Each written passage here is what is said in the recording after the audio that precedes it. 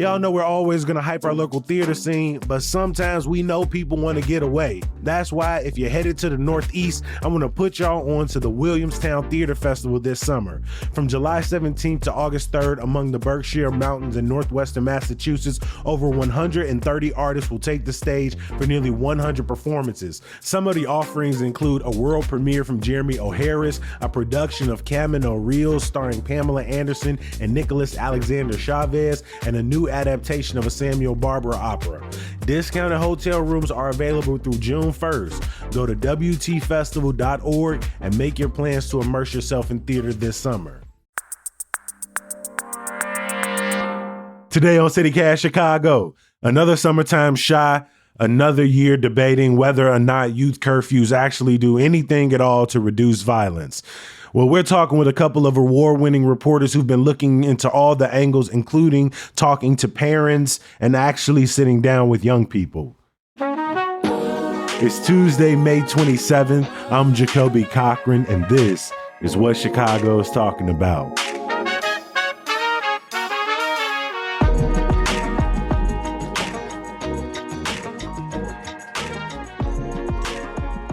So the city has been debating enacting these snap curfews, essentially giving police the power to declare a curfew at will anywhere in the city in order to disperse large gatherings of young people. The Tribe and Southside Weekly put together this great package, not only explaining the proposal and how it will work, but also digging into these teen trends by, of course, talking to teens. We've got two of the Tribe's finest reporters with us today. Welcome back to the mic, Tonya Hill. Hey, Jacoby. Hey, Corley. Good to have you here. We've also got Corley J in the building. Corley, welcome back to the mic. What's up, Jacoby? Thanks for having me. Tonya, let's start with the latest on the proposed snap curfew ordinance. City Council was supposed to vote on it last week, but there were some last minute changes. That vote was stalled. Can you catch us up on what changed and what happened? Yeah, between the Public Safety Committee meeting back in April, there was language in the ordinance that included collaboration between the mayor's deputy mayor for community safety and the police superintendent. So they both have to together sign off on whether or not to declare a curfew. But between April 30th and May of this week, basically, there was a last minute change, and the wording around joint collaboration was cut.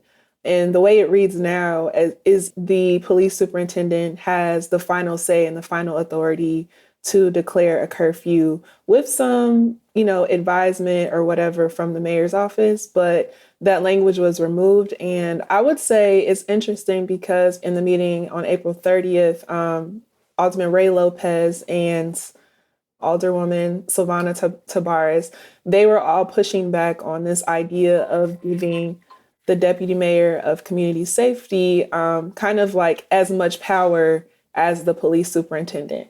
I would say people on the opposing side of it, challenge the legality around it, the constitutional rights violations from groups like the ACLU, the National Lawyers Guild, and even, community-based organizations like Good Kids, Mad City, My Block, My Hood, My City. All these different groups were really concerned about the unintended consequences of what this could mean for specifically Black teenagers. A lot of times when law and policies are enacted, the intentions might not be to harm our communities, but we usually bear the brunt of the consequences of something when restrictions and things like this. Cole, I want to bring you in here. Doesn't Chicago already have citywide curfews? Why are officials pushing so hard for an additional layer here? Yeah, there's a citywide curfew. I believe it's at 10. And then Lori Lightfoot, she established a 6 p.m. curfew at Millennium Park on the weekends for anyone under 18, I believe. Back in 2022. Yeah, anyone under 18 to be accompanied by a 21-year-old or older from Millennium Park. But so this one is different because it will basically give police more power to initiate a snap curfew, 30 minutes for anywhere they feel like a teenage trend would happen. And it basically just like, we think y'all gonna gather here and y'all don't need to be gathered here. And this is what we say so, how many people from this ordinance is defined as like a gathering, a teen trend?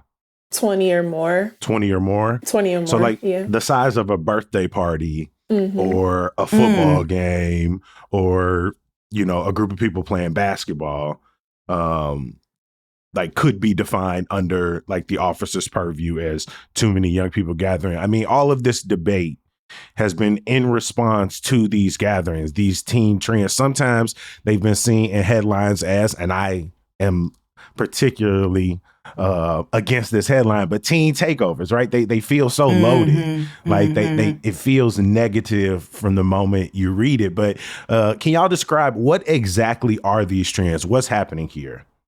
Yeah, so it's as simple as, somebody will post and say, hey, we're going to this location at this time, let's link. And kind of the genesis of it with one of the teenagers that I talked to, she said they used to start, back before COVID. And the idea was really just, they knew a lot of people from social media, but it was really about, okay, let's get to know each other outside of social media. Let's actually meet in real life. So it was really about connecting with people, that you might not know because you hadn't met in person. They've been meeting up at there's hotspots in Streeterville. So the AMC Theater, going over there, going to Navy Pier, going to Millennium Park, going to 31st Street Beach. And it's really like the word just spreads, it spreads through social media. I even learned that suburban kids are also finding these trends as well and coming up to attend them. So it really is simply about connecting. And I just feel like some of the teenagers I spoke with, they just feel like that is not necessarily possible in their communities. So they feel like they have to leave in order to access, like as one team put it, Chicago brags about all these different things that it has and amenities and such. And I want to experience them too. And I touched on that a little bit in my piece. Like, we used to have the mall, right? Forest City, Evergreen Plaza. And that was a place that teenagers would go because it was bussing. But we saw, before COVID that they had these youth escort policies. So it's like these teenagers are feeling like they're left out. They don't have anything in their communities to go to. And downtown is somewhere where they feel that they can enjoy the amenities as well. This is our city, they feel that way. And for them to kind of be like wiped out, like, oh, dang, like this is for tourists. This ain't for y'all. It's kind of like, dang, what can we do?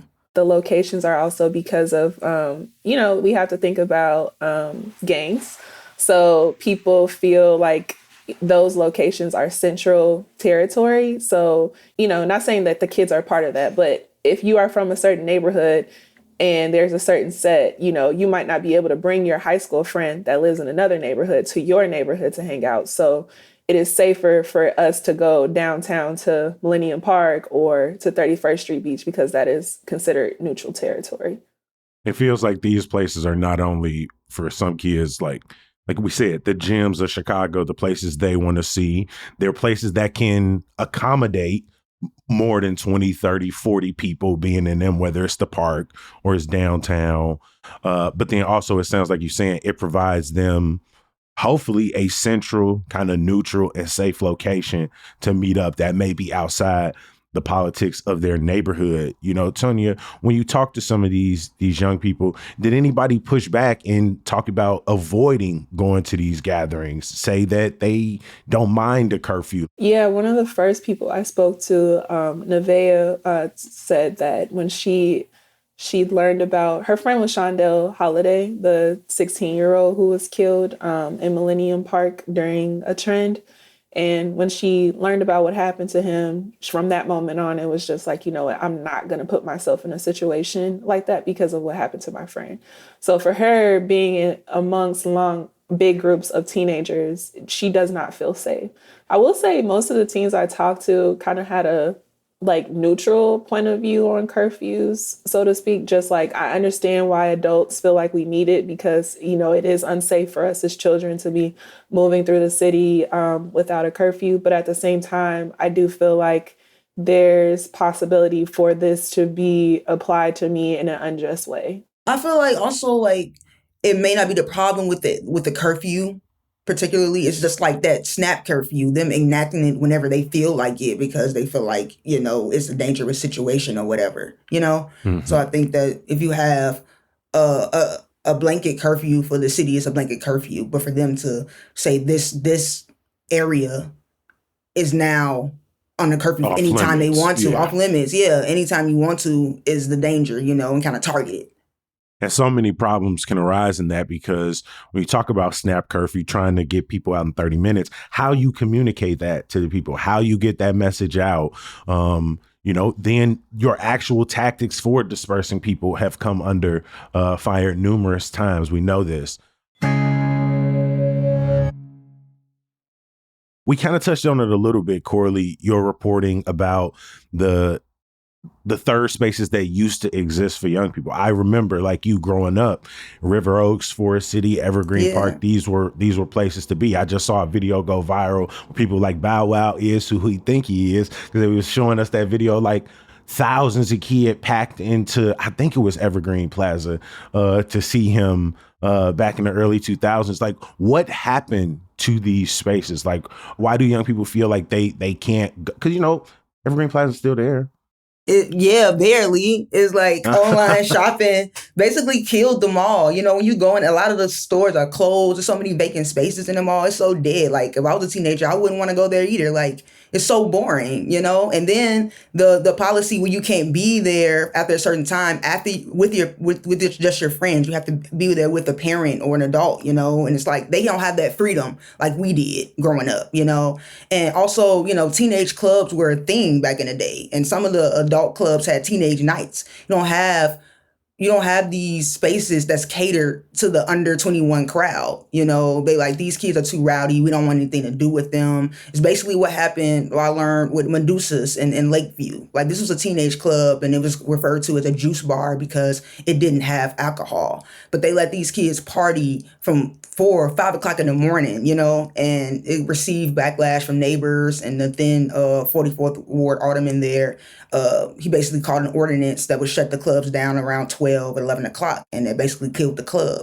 That ordinance that kind of pushed teenagers to the suburbs too. A lot of older millennials that I talked to, they would party at clubs like Adriana's, Mr. Ricky's, and Nitro that were not in the city proper. But they would go to these places because they were a safe haven for teenagers as well. And so you kind of see these things kind of fading, because also there's a lot of the rise in gun violence, rise in gang violence also. And the internet also played a big part in that, because people would record these fights and it would go viral. So you kind of see that even though they may have happened back in the day, they weren't televised, Mm-hmm. And so that kind of had a big impact on it as well.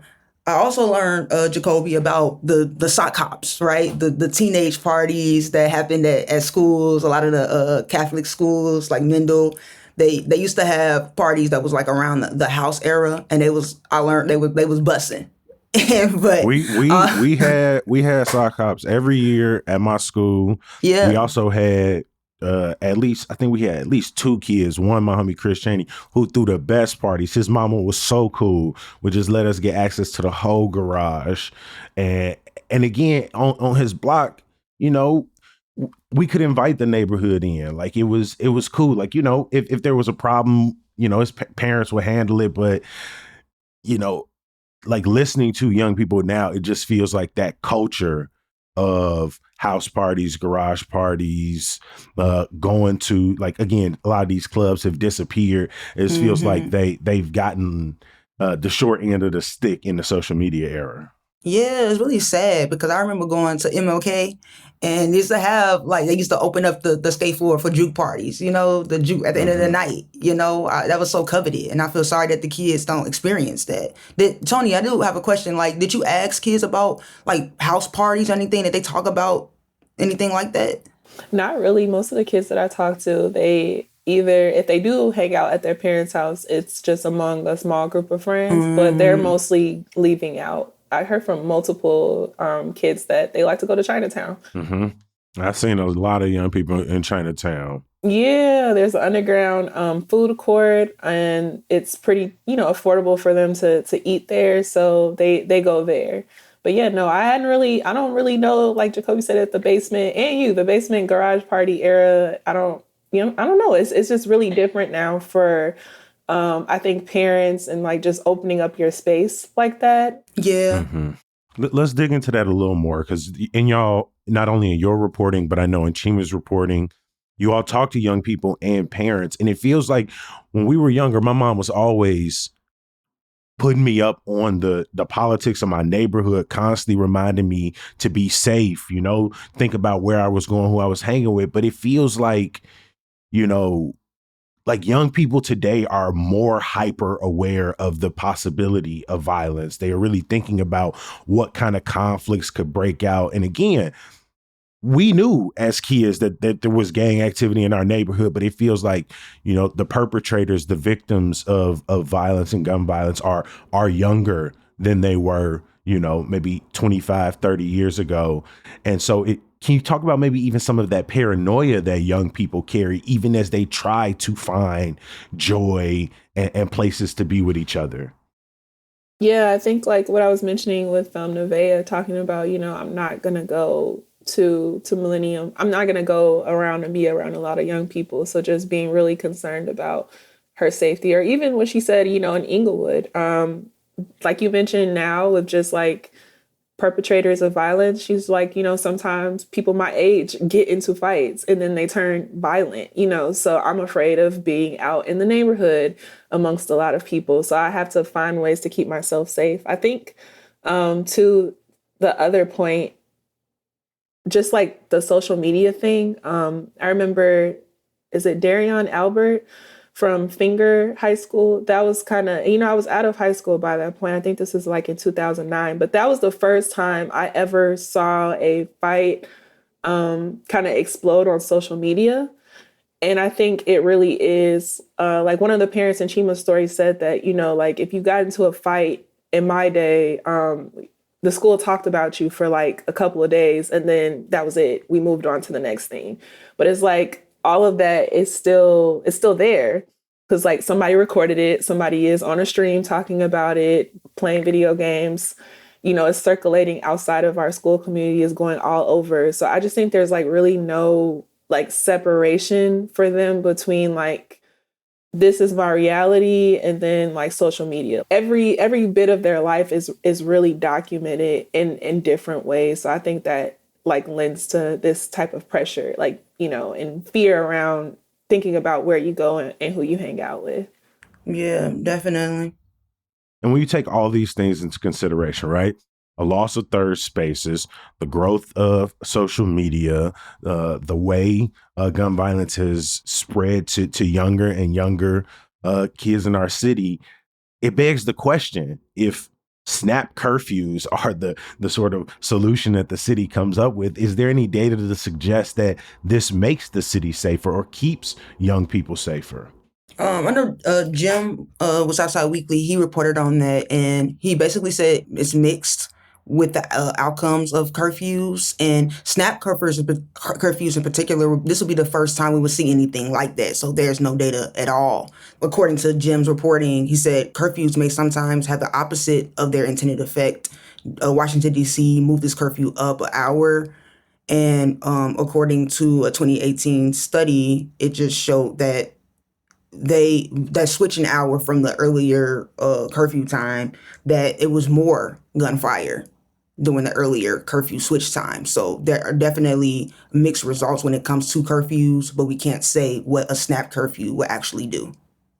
Yeah. And generally speaking, the curfew is rarely enforced in Chicago. I think last year 9 individuals were cited. But with this snap curfew, as we know, that could jump if the city council votes it in. Besides the curfew, are there any other policies or programs the city is trying to implement this summer?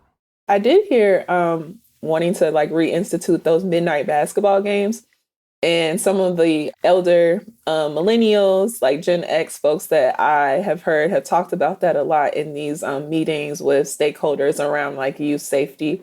They're like, yeah, we used to be able to go to the park and play basketball, at midnight. And it was really effective at like cutting down violence. But even, one summer in Chicago, the Youth Jobs Program, what Good Kids Mad City is doing with their Peacekeepers program.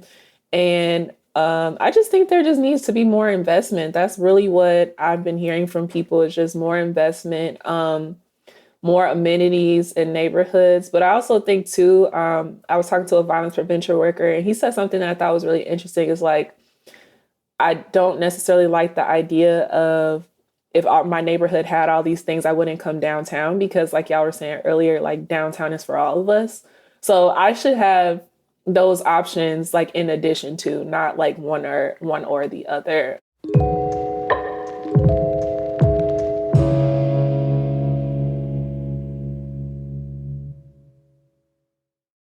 Tonya, to your point, the mayor did announce some more programs ahead of Memorial Day, including late night softball, basketball games, more youth safety trainings, block parties, street ambassadors, and talked about investing more in park district programs as a way to not only kick off the summer, but hopefully improve youth engagement throughout the summer. What is next for this ordinance? It got through committee, then delayed again in front of the full city council. What will you be watching, assuming it comes back up in June? I would be curious to see if Alderman Hopkins, with this feedback, Alderman Jason Irvin was one of the alders that led that charge about, pushing to what's called like defer and publish. So meaning like delay the vote until the next meeting. So Irvin was one of the chief like co-sponsors on this with him and Alderwoman Pat Dowell. So he, said he no longer wanted to support it if it was as written right now. So I'll be interested to see if there is some more language changes on it. But he has said, Alderman Hopkins has said he has the support of, I think, about at least 30 alders or so for this. So I'm interested to see if that rings true. But as of now, the vote is, they will vote or bring it back up at the next meeting in June. Because right now it seems they have enough votes to pass it, but maybe not enough for a veto-proof majority. Has the mayor given any sense of where he falls on this new language, whether he supports the ordinance at all? He has been very, I would say, kind of questioned the effectiveness of curfews as well. And he's also kind of reiterated, I think what we need to do is invest, and we need to find ways to keep youth safe. But he's not been a proponent of instituting these types of curfews, no. I think it's worth asking, is downtown for Chicago's young people? Like, I think we'd all say, well, yes, the city is for all of us. But as constructed, and the way it's, the way alders talk about it, the way these snap curfews were at first largely about keeping young people out of downtown at certain points. Like, is Chicago's downtown for its young people? I would say no. I would say that it's more for tourists than Chicagoans, period, but definitely not for Chicago's youth. The South Loop and the West Loop were a big deal for teens because a lot of the clubs were located around those areas. That kind of changed with Daley's revitalization efforts around the early 2000s. And around that time, you saw it become more of a tourist destination. I got to enjoy downtown as a teenager. I would like to go to around the water tower place and going to Navy Pier. Mm-hmm. But I never experienced it like some of the people that I talked to about those clubs over there. So that was like, we had like a different iteration of what downtown was, and it seems like it's starting to change again. I want to give a huge thank you to our guest today from the tribe, Tonya Hill. Thank you for stopping by today, my friend. Thank you for having us. Also want to give a huge thank you to Corley J. Always happy to be here.